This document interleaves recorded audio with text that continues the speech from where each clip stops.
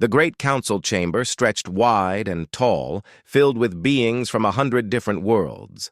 Light panels glowed soft blue against the curved walls.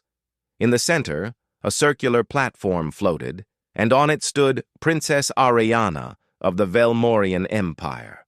Her purple skin seemed darker under the harsh lights. Her 4 arms were crossed, 2 over 2, in the formal stance of her people. Behind her eyes, though, something flickered that no Velmorian warrior should ever show. Fear. "Honored council members," Ariana began, her voice steady despite what churned inside her. "I come before you not as a princess seeking glory, but as a soldier who has seen the impossible." The council listened. Some leaned forward with interest. Others seemed bored, having heard countless petitions before. In the human delegation section, a man named Dajin sat very still, his hands folded on the table before him. He wore simple gray robes, the mark of Earth's diplomatic corps. His face showed nothing, but his mind was racing. Emperor Thoran, Ariana's father, sat in the Velmorian section. He was massive even for his species, his ceremonial armor gleaming with medals from 50 campaigns. He looked at his daughter with something between pride and disappointment. When she had asked to address the council, he had assumed she would speak of victory. Instead, she spoke of fear. 50 of our finest warriors," Ariana continued, "gone, not in honorable battle against an army, but at the hands of one being, one human." A ripple went through the chamber. Humans had joined the galactic community only 50 years ago. They were considered weak, soft, their bodies fragile compared to the great warrior races. The Velmorians alone could crush human bones with their bare hands. So how could one human be a threat? "Show us," demanded Counselor Vix, a floating being of pure energy. "Show us this threat you speak of." Ariana touched a control on her wrist. The air above the platform shimmered, and a hologram appeared. It showed a Velmorian outpost on a frontier world. The walls were thick metal, built to withstand plasma fire. 50 soldiers in full combat armor stood at their posts. The timestamp in the corner showed the date, 2 months ago. "This is Forward Base Tanis," Ariana said quietly. "Watch." The hologram showed the base at night. Security lights swept across empty ground. Then a figure appeared at the edge of the light, human-sized, wearing armor that looked old and patched. Not military standard, not anything official. Just plates of metal and composite material bolted together by someone who knew how to survive. The figure walked forward. Alarms blared. 50 Velmorian warriors rushed out, plasma rifles raised. They opened fire, the energy bolts bright in the darkness. The figure moved. Dajin watched carefully. He had seen combat footage before, studied it in his training, but this was different. The human in the hologram didn't move like a soldier following tactics. He moved like water, flowing between the plasma bolts as if he could see them coming. His armor sparked where shots grazed him, but none hit solid. He reached the first group of Velmorians in seconds. What happened next made several council members gasp. The human had a blade, simple steel, nothing fancy. But the way he used it was art and horror combined. One strike dropped a Velmorian in full armor. Another spun and took down 2 more. He didn't waste movement. Every action had purpose. "He killed 20 before they called for retreat," Ariana said, her voice tight. "The rest fell back inside the base. They sealed the doors, called for backup. He stood outside for 10 minutes just waiting, then he left." "And the survivors?" asked another counselor. "Traumatized," Ariana replied. "They reported that he never made a sound, never shouted battle cries or taunts, just moved through them like death itself." The hologram changed, showing another base, then another. 5 different attacks, all the same pattern. The human appeared. Velmorians fought. The human won. Then he vanished. "This being," Ariana said, and now her voice shook slightly, has struck 12 of our outposts in the frontier sectors. Every attack is the same, swift, brutal, efficient. We have lost over 300 warriors to this one human. My people call him the Reaper." Emperor Thorin stood suddenly, his massive frame towering. "Enough!" His voice boomed across the chamber. "You shame yourself, daughter. You shame our people. These are excuses. 300 warriors defeated by one weak human? Impossible. They must have fought poorly, grown soft at their posts." "Father, you have seen what fear makes you see." Thoran's 4 fists clenched. "I did not raise a daughter who trembles before lesser species. The humans are weak. Their bodies break easily. One human, no matter how skilled, cannot stand against Velmorian might. You have let superstition cloud your judgment." Ariana's jaw tightened, but she said nothing more. In Velmorian culture, children did not argue with their fathers in public, but her eyes spoke volumes. Daejin finally rose to his feet. All attention turned to him. He was smaller than most beings in the chamber, his frame thin compared to the warrior races. But when he spoke, his voice carried clearly. "Honored Council," he said, "Earth recognizes the concerns raised by Princess Ariana. We are investigating these incidents.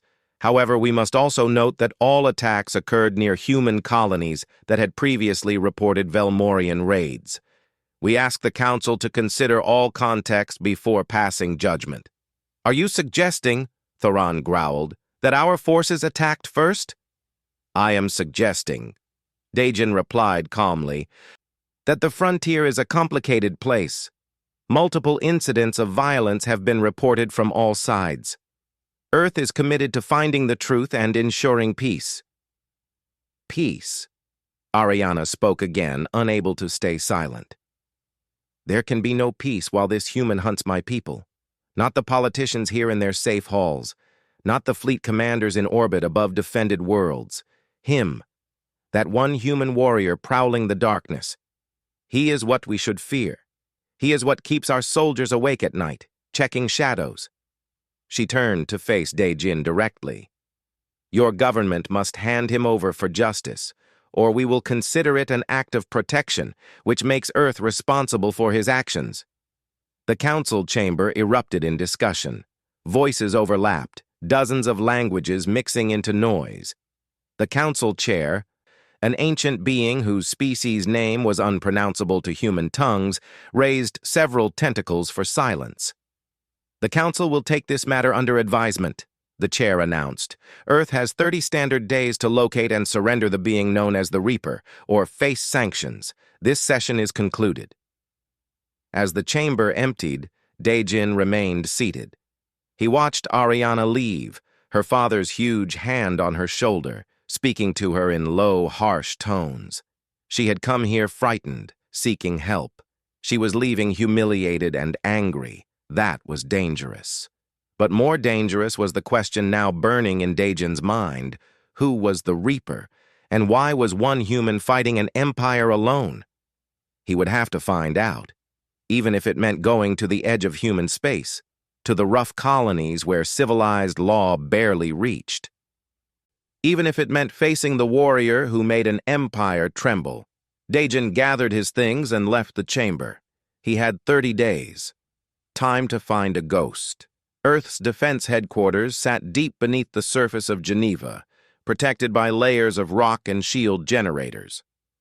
The conference room was plain, functional, designed for decisions rather than comfort.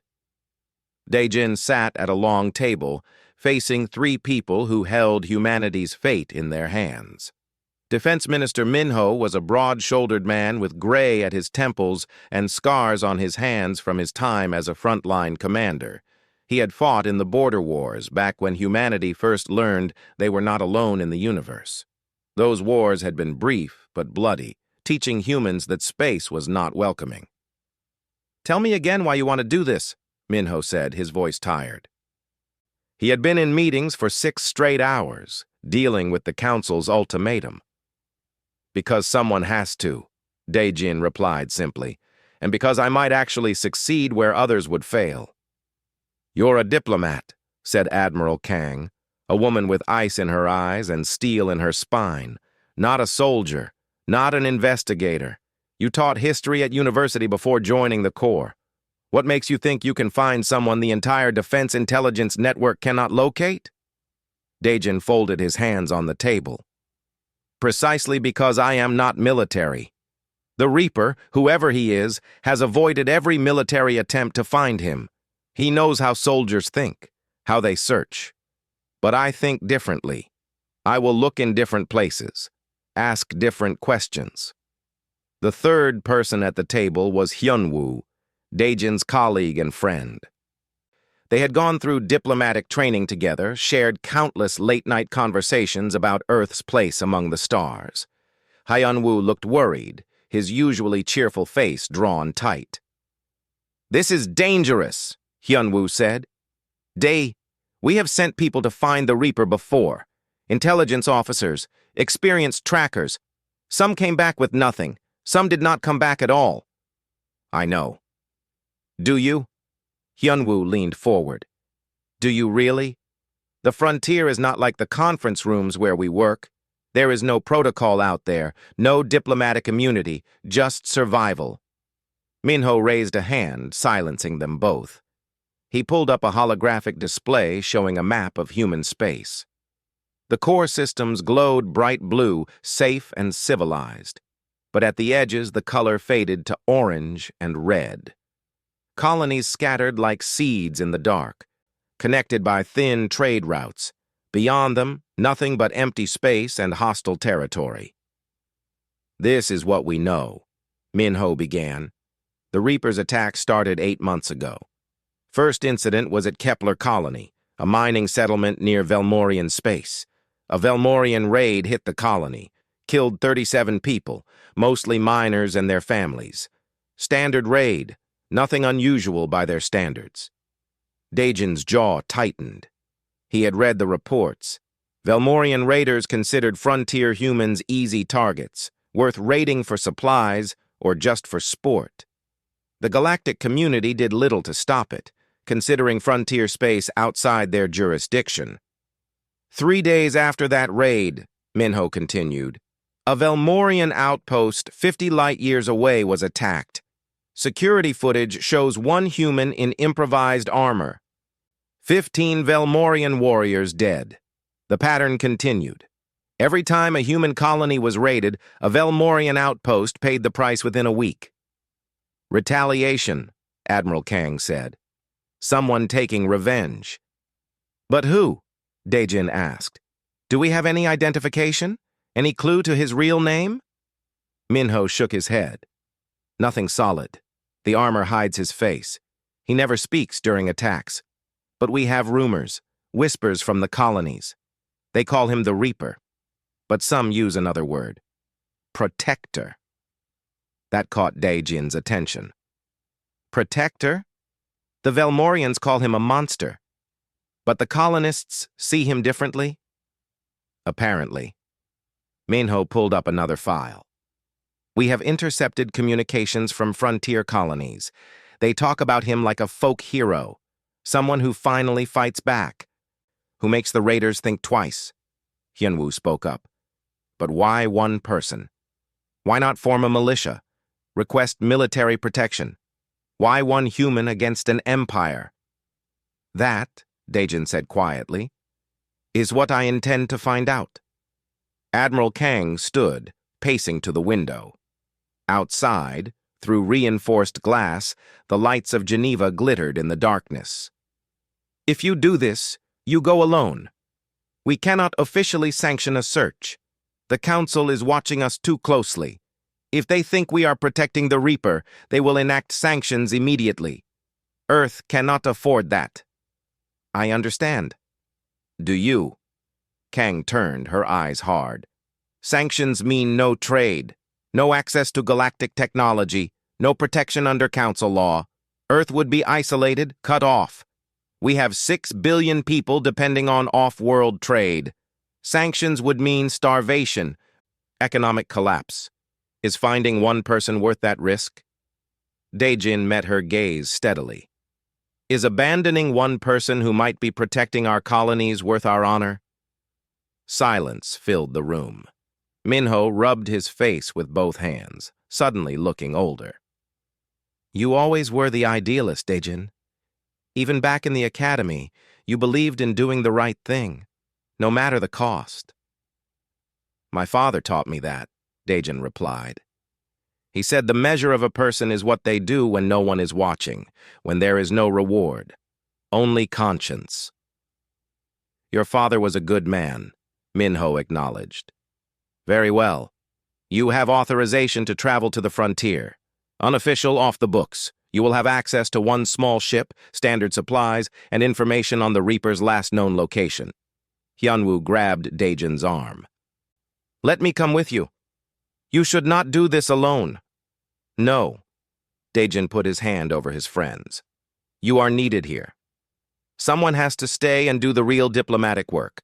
Keep the council calm while I am gone. That is you, Hyunwoo. You are better at politics than I ever was. But, please, my friend, trust me. Reluctantly, Hyunwoo nodded. They both knew this might be the last time they saw each other. The frontier swallowed people. Not everyone came back. Minho brought up a final display. It showed a settlement at the edge of mapped space, a cluster of buildings on a gray world. Rimward Station, the last place the Reaper was spotted 3 weeks ago. It is a supply hub, about 2,000 people living there. Rough place, mostly miners and traders, not exactly friendly to government officials. I will manage, Daejin said. Your ship leaves in 4 hours. Grab what you need. Minho stood, extending his hand. Good luck, Daejin. Find him. Find out the truth. And if possible, bring him back before the Velmorians start a war over this. Daejin shook his hand, then Kang's, then embraced Hyunwoo. As he left the conference room, his friend called after him. Dae, be careful out there. The frontier changes people. Do not lose yourself trying to find him. Daejin waved acknowledgement and walked down the long corridor. His footsteps echoed on metal floors. Around him, personnel moved with purpose, keeping humanity's defense running. They were good people doing their best, but out on the frontier there were other people doing their best too, without support or recognition. 4 hours later, Daejin sat in the pilot's chair of a small courier ship. It was nothing fancy, just a reliable vessel capable of making the jump to Rimward Station. The seat felt too large for him, designed for military pilots who carried more weight in muscle and armor. As the ship lifted away from Earth, Daejin looked back at the blue world growing smaller behind him. Somewhere out in the dark, a human fought alone against an empire. Somewhere, people needed protection that no government would provide. Somewhere, the truth waited. Daejin set course for Rimward Station and engaged the jump drive. Stars blurred, space folded, and he left civilization behind, heading toward the edge of everything, where humanity's laws ended, and survival was the only rule that mattered. He had 30 days to find the Reaper, but first he had to survive the frontier itself. Rimward Station looked like someone had thrown buildings at a planet and hoped they would stick. The settlement sprawled across a gray plain under a pale yellow sky, all mismatched structures connected by covered walkways. Some buildings were prefab units from Earth, others were clearly salvaged from alien ships. Nothing matched. Everything worked, barely. Daejin's ship touched down at the public landing pad, sending up clouds of fine dust. Through the viewport, he could see people moving between buildings, wrapped in environment suits against the thin atmosphere. The planet was technically habitable, but only just. The air would not kill you immediately, but breathing it long-term was not recommended. He sealed his own suit and stepped out. The gravity was lighter than Earth's, making each step feel slightly floaty. Around the landing pad, other ships sat in various states of repair. Cargo haulers, small mining vessels, one ship that looked like it was held together mostly by hope and duct tape. The main settlement entrance was a large airlock capable of cycling through 20 people at once. Daejin waited his turn behind a group of miners, their suits stained with the purple dust of whatever they were digging up. They spoke in rough voices about quotas and equipment failures, barely glancing at him. Inside the airlock, the air cycled, pressure equalized, and inner doors opened. Daejin pulled off his helmet and breathed processed air that tasted like metal and recycling filters. Welcome to the frontier. The main corridor was wide and crowded. People pushed past each other with the casual aggression of those used to limited space. Shops lined both sides, selling everything from replacement parts to questionable food. Holographic signs flickered in a dozen languages. The sound was overwhelming. Voices and machines and music from various establishments all mixing together. Daejin needed information, and on the frontier, information came from bars. He spotted a place called The Last Stop, its sign showing a glass with crossed wrenches behind it. As good a choice as any. The bar was dimly lit, probably to hide how dirty everything was. Tables scattered across the floor, most occupied by workers and traders. At the bar itself, a woman was cleaning glasses with a rag that looked like it had given up being clean years ago. She had dark hair pulled back tight and eyes that saw everything. Daejin approached carefully. "Excuse me? I am looking for—" "Not interested," the woman said without looking up. "You have not heard what I want." "Do not need to. You are government, maybe military, definitely not from around here. That means questions I do not want to answer." She set down the glass and finally looked at him. "We do not talk to officials. Bad for business." Daejin pulled out a credit chip and set it on the bar. "I am not looking for trouble. Just information." The woman, whose name tag read Jiwon, glanced at the chip but did not take it. "Information about what?" "About someone called the Reaper." The entire bar went quiet. Conversations stopped mid-word. Even the music seemed to fade. Every eye turned toward Daejin, and none of them looked friendly. Jiwon's expression went cold. "You need to leave. Now." "I am not here to cause problems," Daejin said quickly. "I just need to talk to him. The Galactic Council is demanding—" "We know what the Council wants," said a large man standing up from a corner table. He had the build of someone who moved cargo for a living, all muscle and scars. "They want to hand him over to the Velmorians. Let those purple bastards have their revenge." "That is not—" "That is exactly what it is." The man stepped closer. "The Reaper is the only reason we are still alive. He is the only one who fights back when raiders come. You think the Council protects us? You think Earth's fleet comes when Velmorians attack? No, they ignore us. We are too far away, too expensive to defend. But he does not ignore us." Murmurs of agreement rippled through the bar. Daejin looked around, seeing the faces of people who lived on the edge. These were not soldiers or heroes. They were miners, traders, mechanics, farmers trying to grow food in hostile soil. Ordinary people who had come to the frontier seeking opportunity, only to find themselves targets. "I understand your position," Daejin said carefully, "but if the Reaper is not found, Earth faces sanctions. That means no supplies, no trade. These colonies will be cut off completely." "We are already cut off," shouted someone from the back. "You think we see supply ships regularly? Half our equipment is broken, held together with spare parts and prayers. You want to talk about sanctions? We live with sanctions every day." Jiwon held up a hand, and surprisingly, people quieted. She clearly had authority here, earned through time and trust. "You say you are not here to cause trouble," she said to Daejin, "but your presence causes trouble. The Velmorians are already hunting him. Now you bring official attention. You make things worse." "I am trying to prevent a war," Daejin replied. "A war that would kill thousands, maybe millions. If I can talk to him, find out why he is doing this, maybe I can find another solution." "Why he is doing this?" Jiwon laughed, but there was no humor in it. You really do not know anything, do you? Sit down. Daejin sat. Jiwon poured 2 glasses of something amber and pushed one toward him. He did not drink, waiting for her to continue. 3 years ago, Jiwon began, Rimward Station had 4,000 people, families, children, people trying to build something.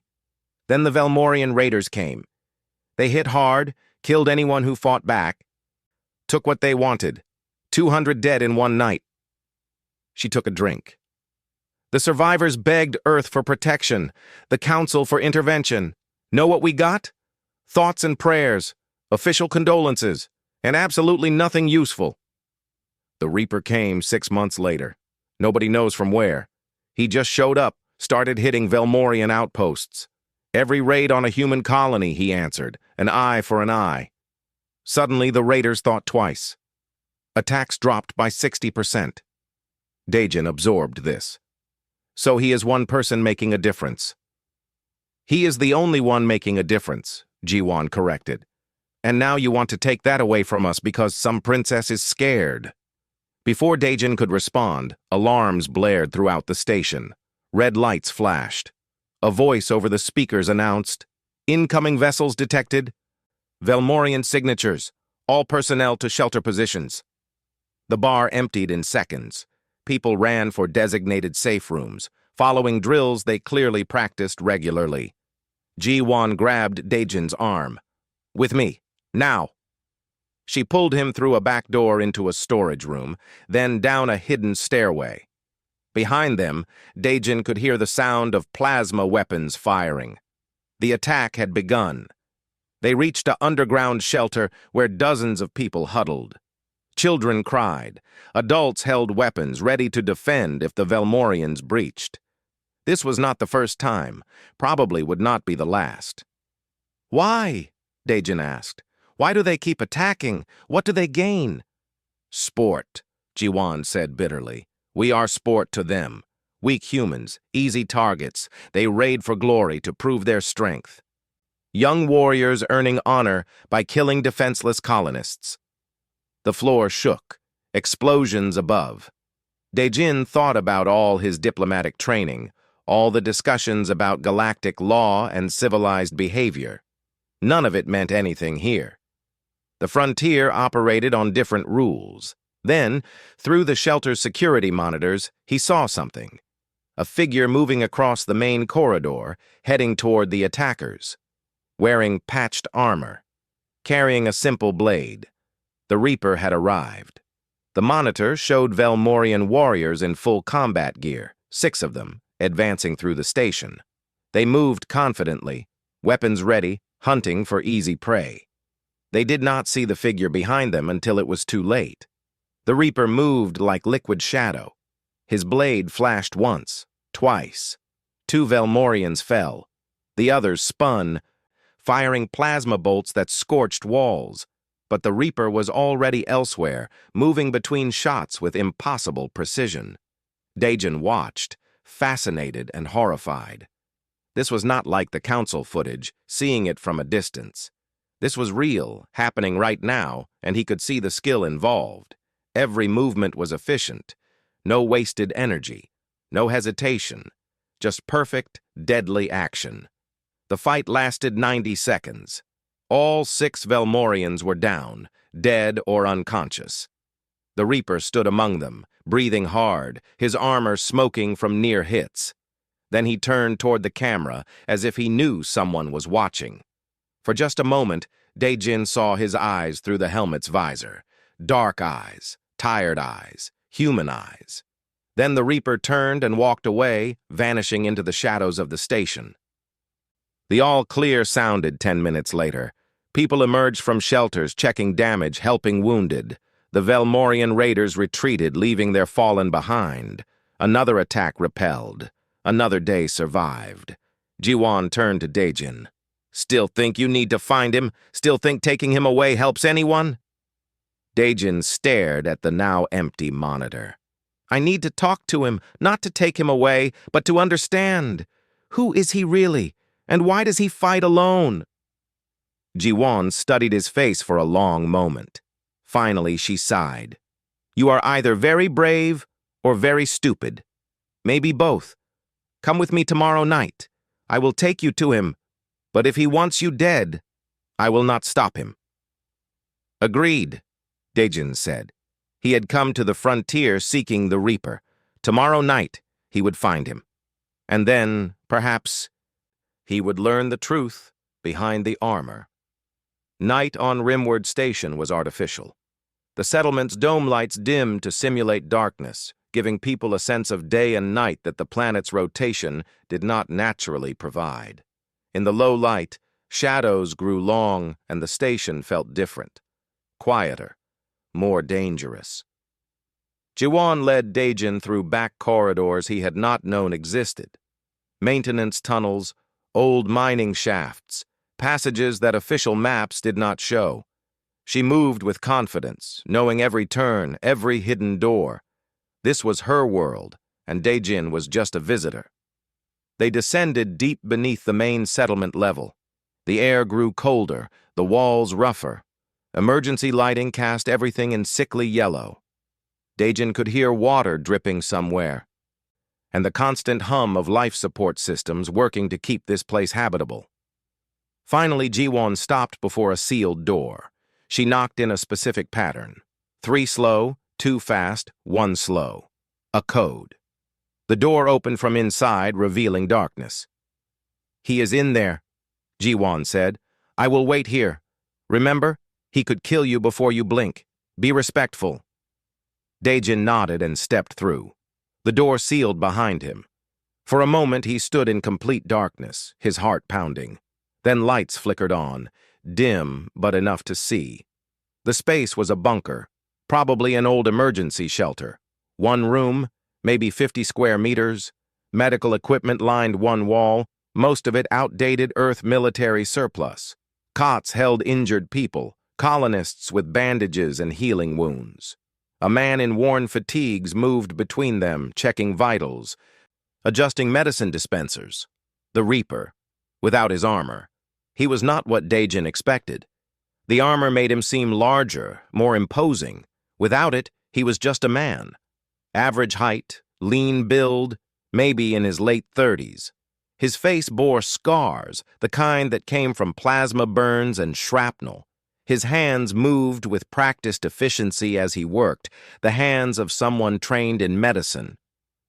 You can stop staring, the man said without looking up. I know I am not as impressive without the armor. You are Taewon, Daejin said, recognizing the name from old military medical records he had reviewed. Former combat medic, first contact medical team, listed as killed in action 3 years ago. Taewon died on that ship, the man replied, finally looking at Daejin. His eyes were the same dark, tired eyes from the monitor. The Reaper is what survived. He finished with his patient, a young woman with a bandaged arm, and crossed to a small sink to wash his hands. You are the diplomat. Daejin, right? Word travels fast on the frontier. You have been asking about me. I need to understand, Daejin said. The Galactic Council demands you be handed over. Earth faces sanctions. But everyone here speaks of you like a hero.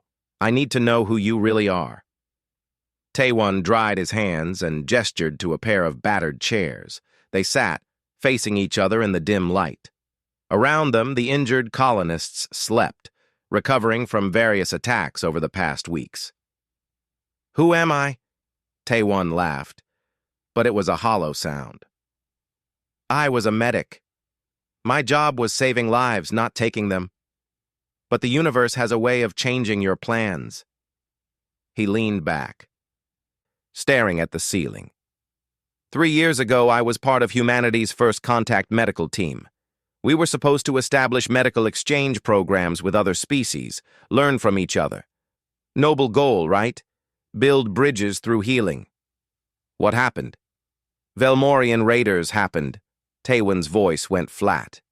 We were on a research vessel, studying alien biology, not bothering anyone. Unarmed medical ship, clearly marked. Should have been protected under galactic law, but raiders do not care about law. He closed his eyes, remembering. They boarded us, killed my team one by one, hunting for sport. I watched my colleagues die, watched them beg for mercy that never came.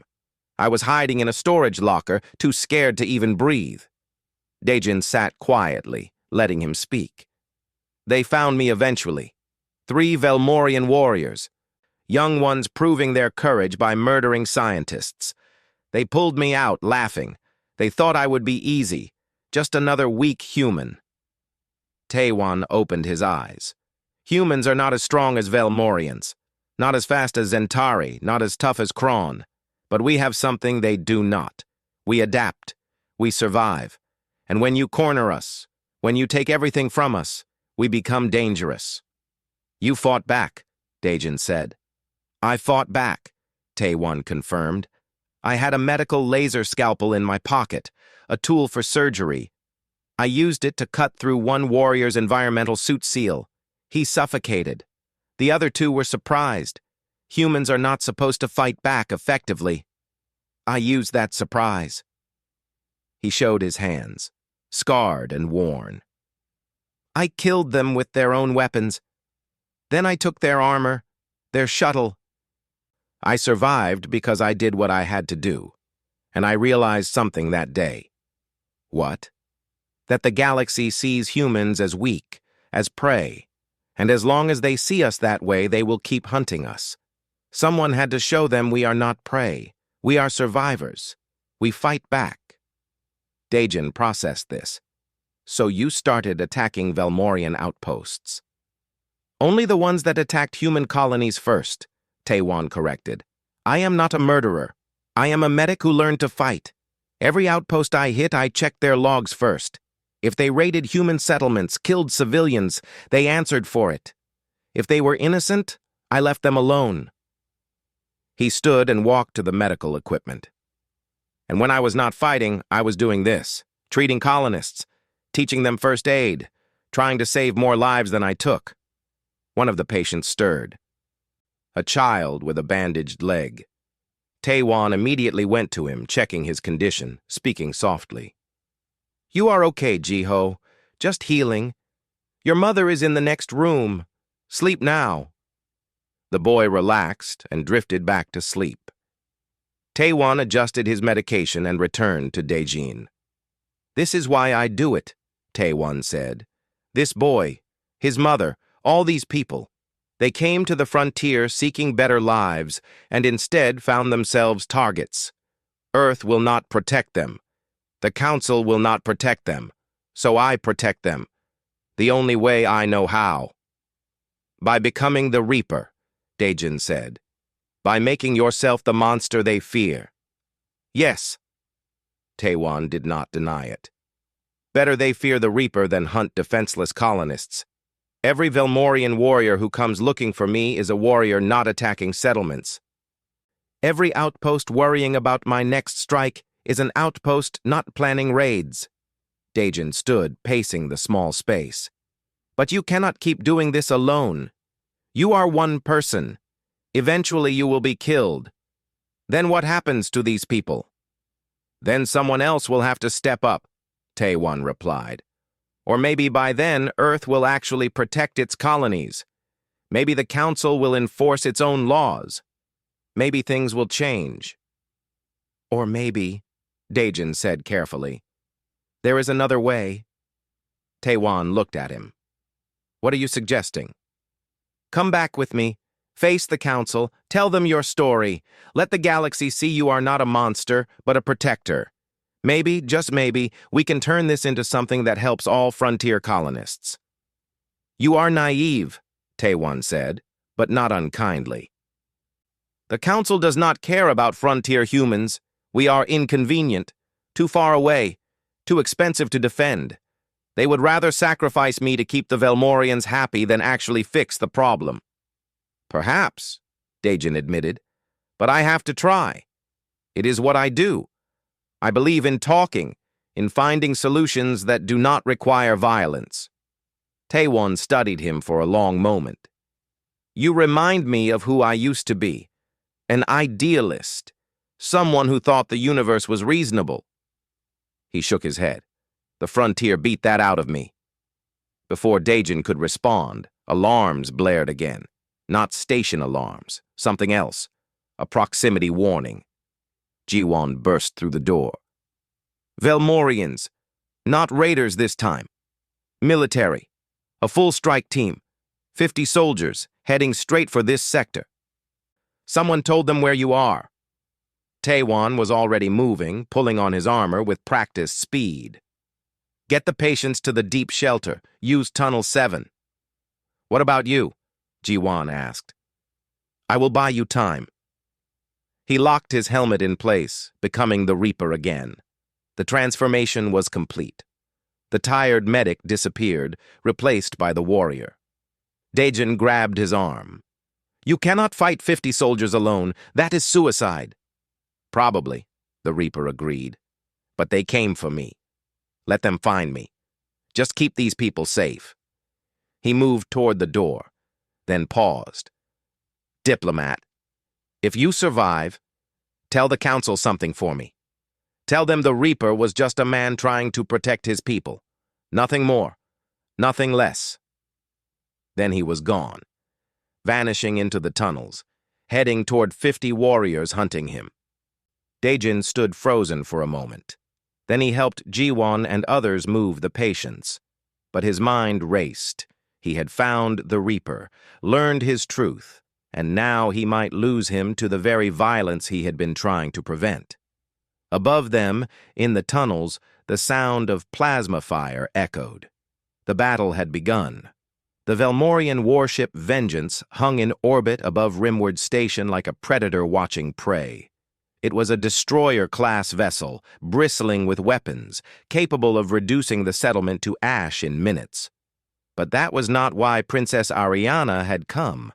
She had come for honor, for answers, for the human who haunted her nightmares. On the bridge, Ariana stood before the view screen, her forearms clasped behind her back in military posture. She wore full combat armor, the ceremonial kind worn by royal warriors. Purple metal inlaid with silver, marking her status.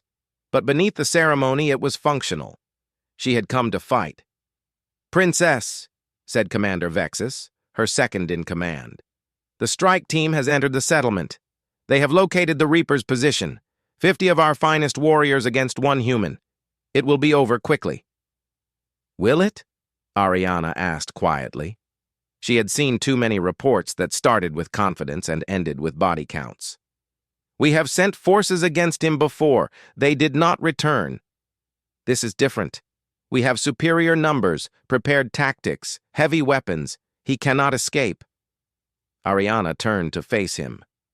Vexus was young for a commander, ambitious, eager to prove himself.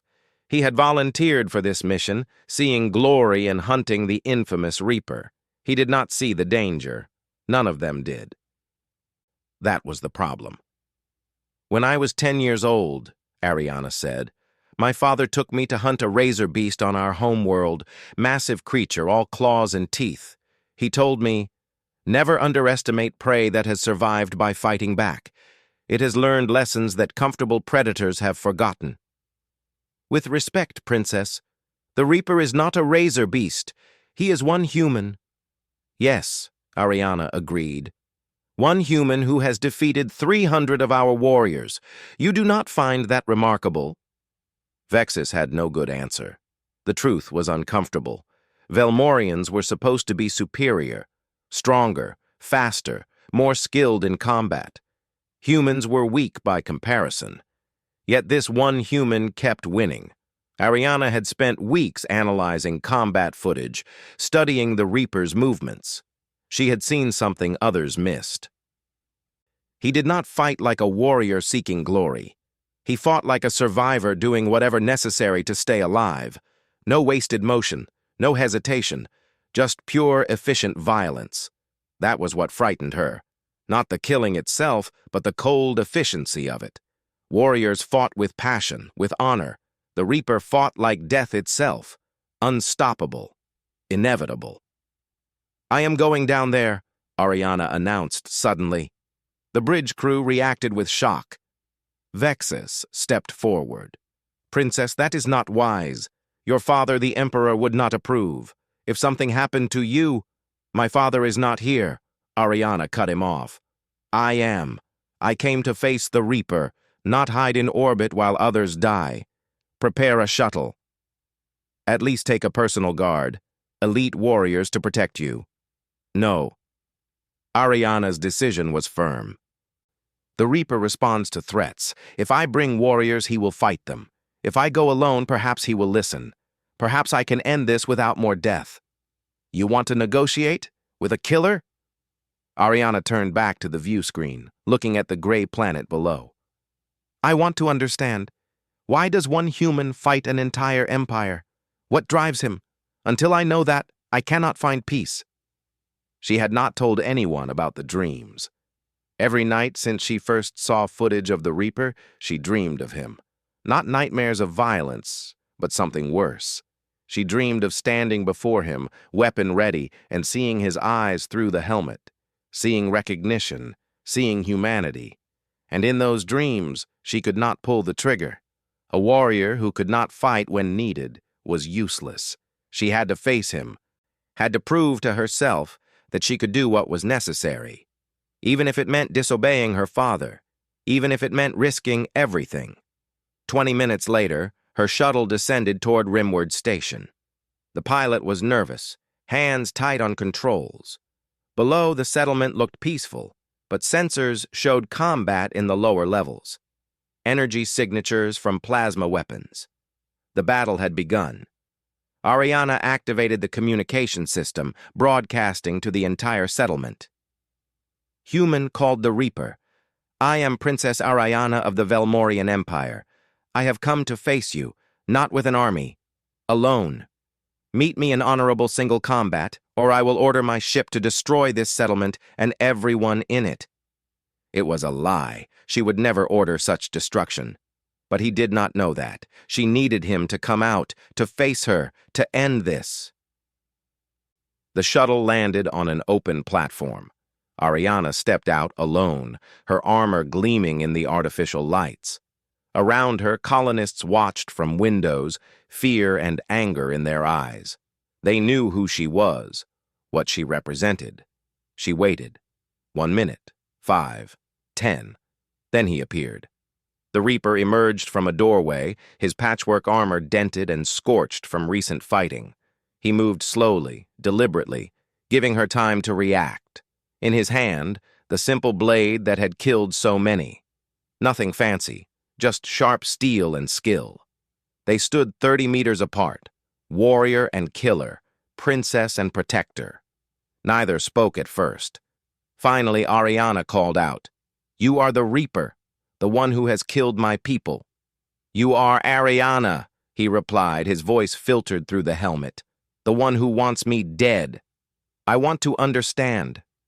Why do you fight us? What did we do to earn such hatred?" "You raided our colonies," the Reaper said simply. "You killed our people, families, children, for sport, for glory, for no reason except you could." "Those were raiders," Ariana protested. "Criminals, not sanctioned by the Empire. Your Empire lets them operate, ignores their crimes. That makes you complicit." Ariana felt anger rise. "And your solution is murder? Attacking our outposts? Killing soldiers?" "Soldiers who participated in raids. I checked their logs. Every warrior I killed had blood on their hands. Human blood." The Reaper shifted his stance. "I did what your Empire refused to do. I brought justice. You brought vengeance. Sometimes they are the same thing." Ariana drew her weapon, a plasma blade that hummed with energy. "Then let us end this, you and me. If I win, you surrender to face trial. If you win, I call off the strike team and leave. And if I refuse, then I let my warriors hunt you through these tunnels until one of us is dead. More colonists will die in the crossfire. Is that what you want?" The Reaper was silent for a moment. Then he raised his blade.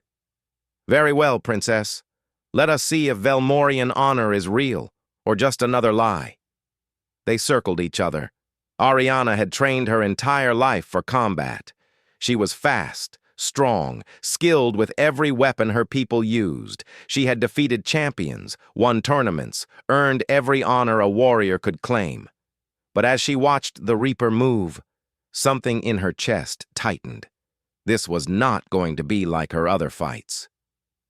"Tell me," she said as they circled, "are you a soldier? A warrior seeking glory?"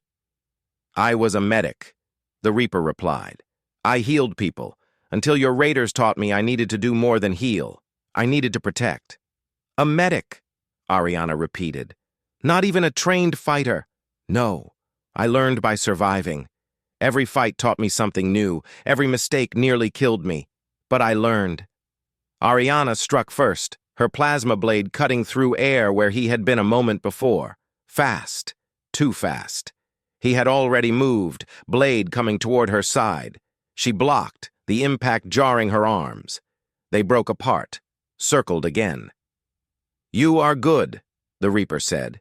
"Better trained than most I have faced." "I am the princess of the Velmorian Empire," Ariana replied. "Combat is our way of life." "Then why do you fear me?" The question struck deeper than any blade. "I do not fear you." "Yes, you do. I can see it in how you move. You are fighting scared. That will get you killed." He was right. She hated that he was right. Every warrior she faced before she knew she could defeat. But him? He was unknown, unpredictable, human. They clashed again, faster now, blade against blade. She used every technique, every trick she knew. He matched her not through skill but through desperate instinct. He fought like someone who knew that one mistake meant death. Minutes passed. Both began to tire. Ariana's breath came harder. Her armor felt heavy. The Reaper's movements slowed slightly, old injuries making themselves known. Then, in the middle of their battle, new alarms sounded. Not from the station, from orbit. Ariana's communication device activated automatically. "Princess!" Vexus's voice was urgent. "We have multiple ships incoming. Unknown signatures. They are attacking civilian transports in the system. Raiders, not ours. Someone else is using your presence as cover to strike." The Reaper heard it too through his helmet systems. He lowered his blade slightly. "Raiders, attacking while we fight each other." Ariana made a decision in that moment that would change everything. "Truce, temporary. Help me stop them." "Why should I trust you?" "Because innocent people are dying while we waste time here." She deactivated her weapon. "I am a warrior, not a butcher. Are you?" The Reaper stood still for 3 long seconds. Then he sheathed his blade. "Where are they hitting?" "Medical facility, North Sector." "I know it. Follow me." And just like that, Princess and Killer ran together toward a common enemy. They ran through Rimward Station's corridors. An unlikely pair. Princess Ariana in her gleaming royal armor, the Reaper in his patched and scarred gear. Colonists pressed against walls as they passed, confusion written on their faces. Was the princess chasing the Reaper? Or were they somehow working together? The medical facility occupied the northern sector, a large complex that served not just Rimward Station, but several nearby colonies. It held surgery rooms, recovery wards, medical supplies worth millions. And now, according to the scanners, it held raiders. "How many?" the Reaper asked as they ran. Ariana checked her wrist display. 20 signatures, mixed species. Karathi, Zentari, maybe some humans too. Professional mercenaries, not random raiders. "They are not here for supplies," the Reaper said grimly. "Medical facilities have drugs, yes, but nothing worth this risk. They want hostages." He was right. Ariana understood immediately. With her in the station, with Velmorian forces present, the medical facility would be full of people seeking shelter. The perfect hostage situation. Demand safe passage, threaten to kill civilians. Classic raider tactics. They reached the medical facility's main entrance.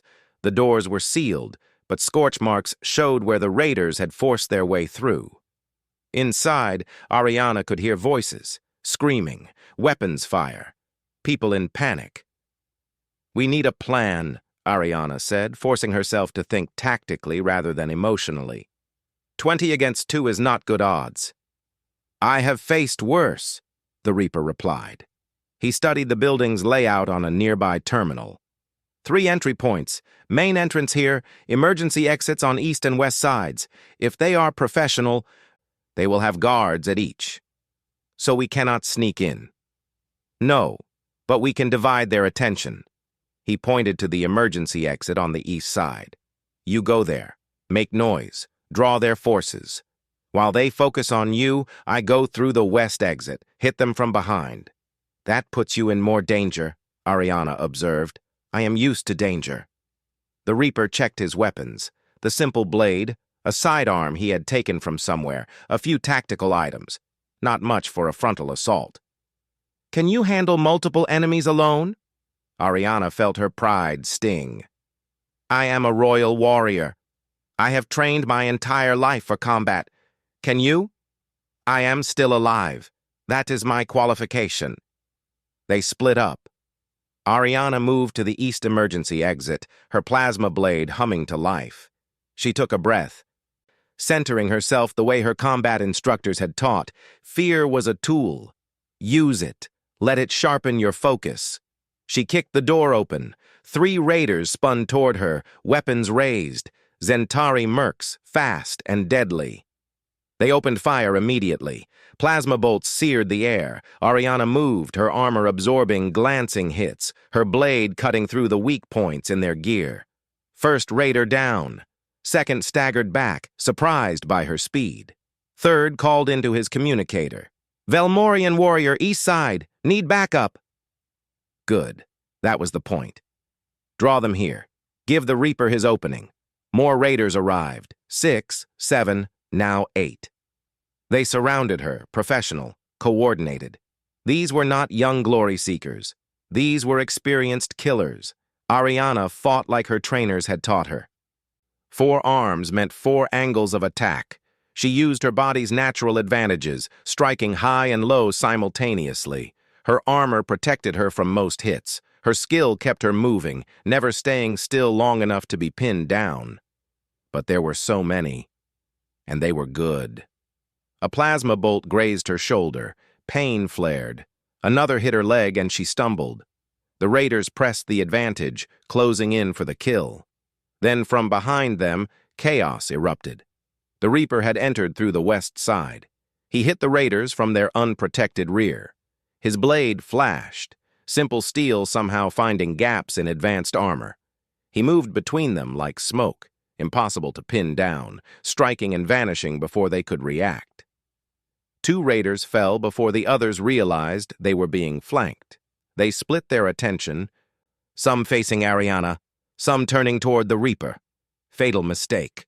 A divided force is a weak force. Ariana used the distraction. She surged forward, blade cutting through a raider's weapon, then his armor. The Reaper flanked another, bringing him down with brutal efficiency. They moved without coordinating, without planning, yet somehow worked together perfectly. In 2 minutes, the raiders were retreating deeper into the facility, leaving 5 dead behind. Ariana and the Reaper stood among the bodies, breathing hard. Not bad, the Reaper said. For royalty. Not bad yourself, Ariana replied. For a medic. They moved deeper into the facility together. The remaining raiders had gathered in the main medical ward where patients and staff were held hostage. Ariana could see them through the windows. Children, elderly, wounded. All huddled together, fear in their eyes. A voice called out through speakers. Velmorian princess, we know you are here. Back off or we start killing hostages, 1 every minute until you withdraw. Ariana's jaw clenched. They mean it. Mercenaries like these, they have no honor. Then we cannot give them time. The Reaper studied the ward layout. There. Ventilation system. I can get in through there, come at them from above. That is insane. They will shoot you the moment you appear. Probably. He started toward the ventilation access. But while they are shooting at me, you can breach through the main door. Save the hostages. Wait. Ariana grabbed his arm. Why are you doing this? These are not your people. Some are Velmorian civilians who would gladly see you dead. Why risk yourself for them? The Reaper turned to look at her. Even through his helmet, she could feel the intensity of his gaze. Because I am a medic. My job was always to save lives, all lives. That did not change when I became the Reaper. I just save people differently now. He pulled free and disappeared into the ventilation shaft. Ariana stood alone for a moment, something shifting inside her. She had come here believing the Reaper was a monster, a killer who enjoyed violence. But everything he did contradicted that. She moved to the main door, preparing to breach. Inside, she could hear one of the raiders counting down.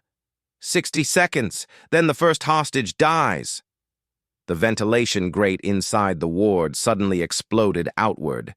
The Reaper dropped from the ceiling, blade already moving. Raiders turned toward him, weapons firing. He was hit, armor sparking, but he kept moving, kept fighting. Ariana breached the door. The final battle was chaos. Raiders caught between two opponents, hostages scrambling for cover, weapons fire echoing off walls.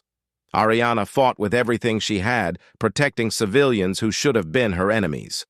The Reaper, bleeding from multiple wounds, positioned himself between raiders and hostages, using his body as a shield. A raider aimed at a Velmorian child, finger on the trigger. The Reaper threw himself in front of the shot. The plasma bolt hit his chest armor, and he went down hard. No! Ariana did not know why she shouted. Did not know why seeing him fall filled her with rage. She cut down the raider with a single strike, then moved to the Reaper's fallen form. He was still breathing. The armor had absorbed most of the hit, but he was hurt. She knelt beside him, her enemy, her... What? What was he to her now? The remaining raiders, seeing their situation hopeless, fled. The battle was over. Medical staff rushed forward, helping wounded, checking hostages. Ariana carefully removed the Reaper's helmet. His face was pale, covered in sweat and blood, but his eyes opened, focusing on her. "The hostages?" he asked, voice weak. "Safe. You saved them." "Good." He tried to sit up, winced. That was stupid. I am getting too old for this. A Velmorian doctor approached, one of the hostages they had saved. She looked at the Reaper with recognition and fear. This is the human who kills our warriors." "Yes," Ariana said quietly. "This is also the human who just risked his life to save you and your patients." "All of them, including Velmorian children." The doctor looked between them, confused. "I do not understand." "Neither did I," Ariana admitted. She looked down at the Reaper. "Until now." She stood, addressing everyone in the ward. Her voice carried authority, the voice of royalty. "I am Princess Ariana. I came here to capture the Reaper, to bring him to justice for killing Velmorian warriors. But I have seen the truth today. This human fights only to protect. He defends those who cannot defend themselves. He shows honor even to his enemies." She turned to the Reaper, who was being helped to his feet by medical staff. "You asked why I fear you. It was not your fighting skill. It was because you make me question everything I was taught. About humans. About honor. About what makes a true warrior." The Reaper steadied himself, holding his wounded side. "And what have you decided?" "That a true warrior protects the innocent," Ariana said, "not hunts them, and that I have much to learn." Outside, the sounds of the strike team approached. 50 Velmorian soldiers, still hunting, still following orders to capture or kill the Reaper. Ariana made her choice. She activated her communicator. "Commander Vexus, this is Princess Ariana. Recall the strike team immediately. The Reaper is under my personal protection." Anyone who harms him will answer to me personally. Silence on the other end. Then, Princess, your father will hear of this. This is not proper protocol. My father is not here, Ariana replied firmly. I am, and I am making a decision based on honor, not politics. Recall your forces, now. She ended the communication and looked at the Reaper. At Taewon, the medic who became a warrior to protect others. Thank you, Taewon said simply. Do not thank me yet, Ariana replied. We still need to face the Council. Face your Earth government. This is far from over. But it is a start, Daejin's voice came from the doorway. The diplomat had arrived, having witnessed the battle. A start toward understanding. Ariana nodded slowly. Yes, understanding. That was what she had come seeking. And in the smoke and blood of battle, surrounded by people they had saved together, she had finally found it. 3 weeks had passed since Rimward Station. 3 weeks of travel, of negotiations, of sending messages ahead to prepare what came next. Now the Galactic Council chamber filled once more, but this time the atmosphere was different, uncertain. Daejin stood at the central platform, Taewon beside him. The former Reaper wore simple civilian clothes, his armor left behind on Rimward Station. His wounds had healed mostly, though he moved stiffly. Beside them stood Princess Ariana, her presence a statement in itself. Emperor Thorin sat in the Velmorian section, his massive frame tense with barely contained fury. His daughter had disobeyed him, had protected a human who had killed hundreds of Velmorian warriors, had returned to the council not with a prisoner, but with an ally. The shame burned in him. This council recognizes Princess Ariana of the Velmorian Empire, announced the council chair. You were sent to apprehend the human called the Reaper, yet you return with him walking free. Explain. Ariana stepped forward. She had rehearsed this moment 100 times, but now that it was here, the words felt inadequate. Still, she spoke with the confidence of someone who had seen truth firsthand. Honored council members, I did pursue the Reaper as ordered. I found him on Rimward Station. We prepared for combat, single combat between warriors. But during our confrontation, raiders attacked the station's medical facility, taking hostages. She paused, letting that sink in. The Reaper and I made a choice in that moment. We could continue our battle, let our pride and anger determine who lived and died, or we could set aside our conflict to save innocent lives. We chose to save lives. Murmurs rippled through the chamber. Council members leaned together, whispering. This was not the story they expected. Together, we fought the raiders. Together, we saved over 80 civilians, including Velmorian children. Ariana's voice grew stronger. And in that battle, I witnessed something that changed my understanding. The human you call a monster, who my father teaches us to fear, used his own body to shield a Velmorian child from plasma fire. He took a wound meant for my people's young. Emperor Thorin stood, his voice like thunder. Daughter, you were deceived. One act does not erase hundreds of deaths. This human has killed our warriors. He must face justice.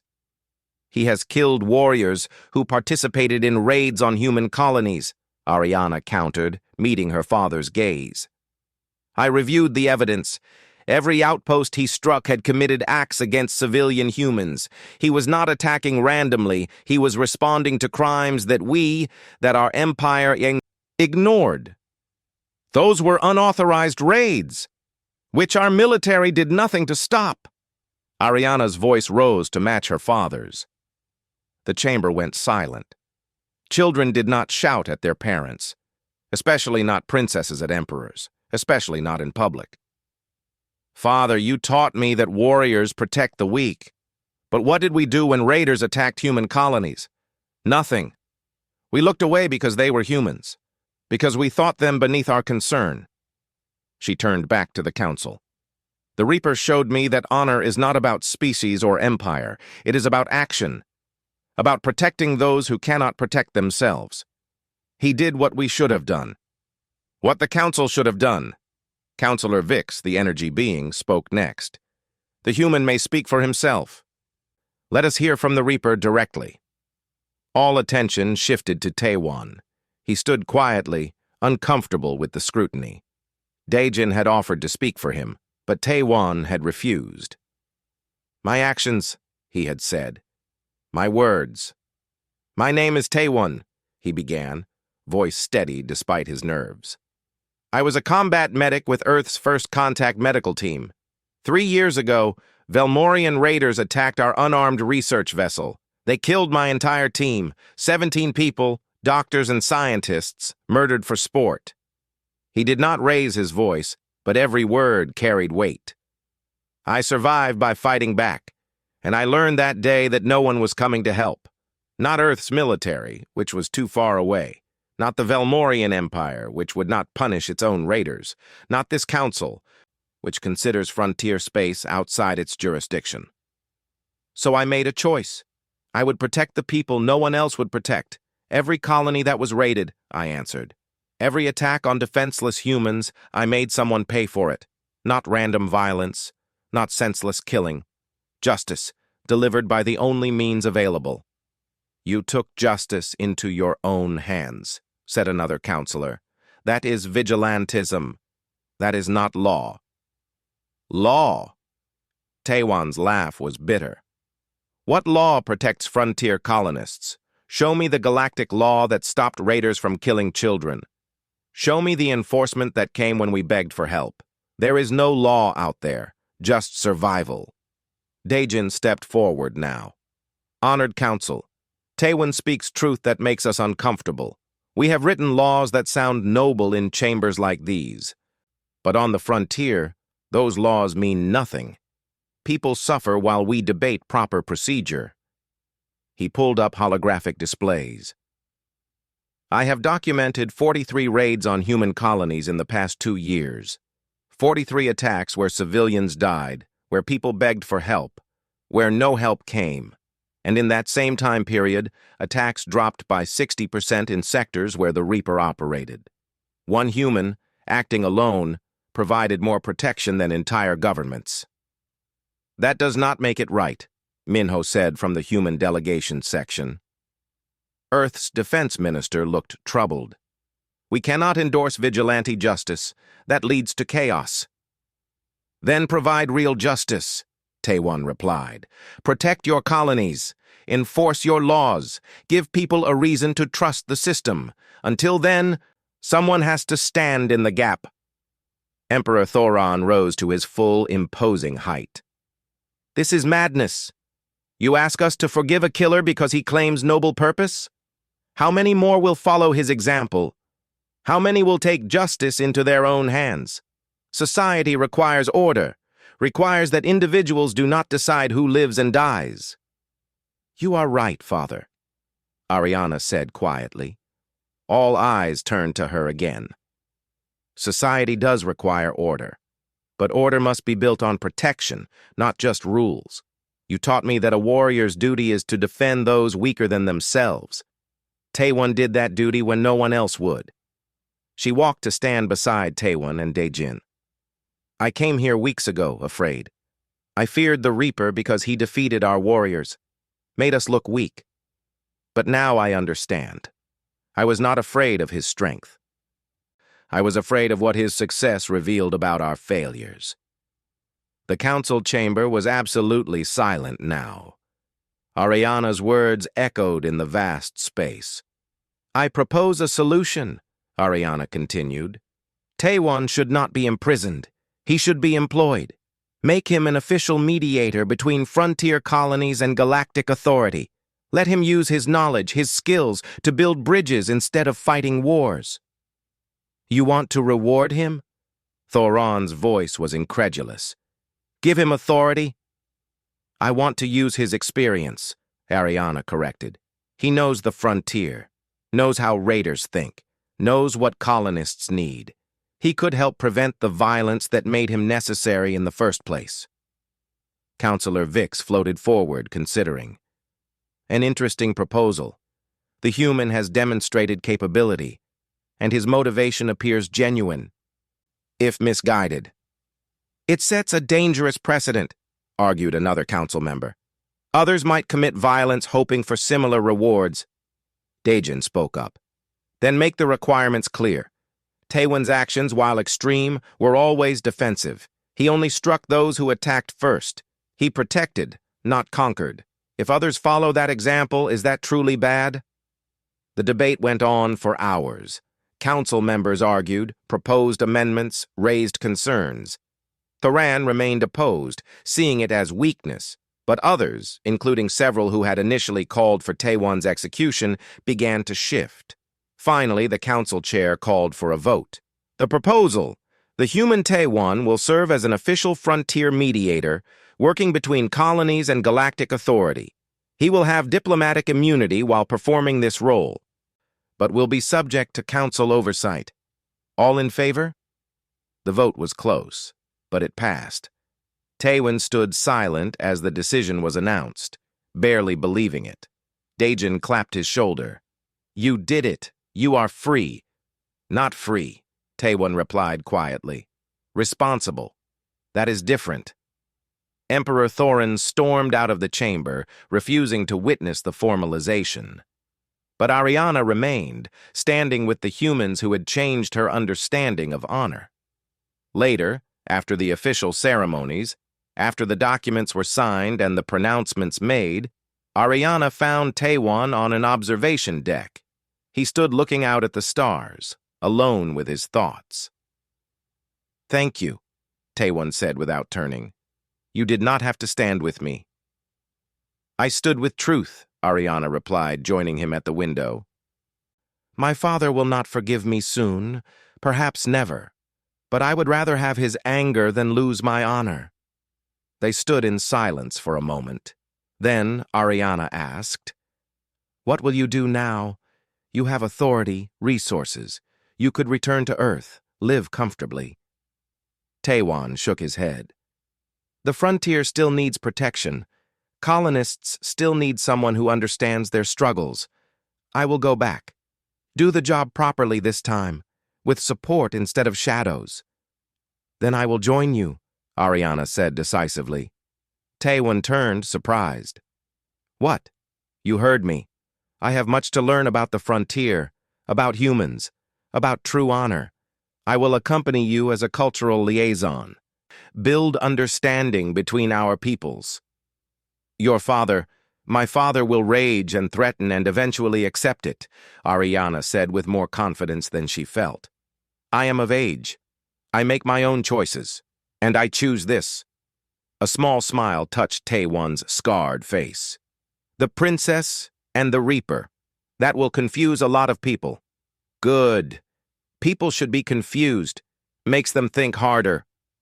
6 months later, on Rimward Station, Ji-won's cantina had become something different. The back room, once hidden, now served as a community center.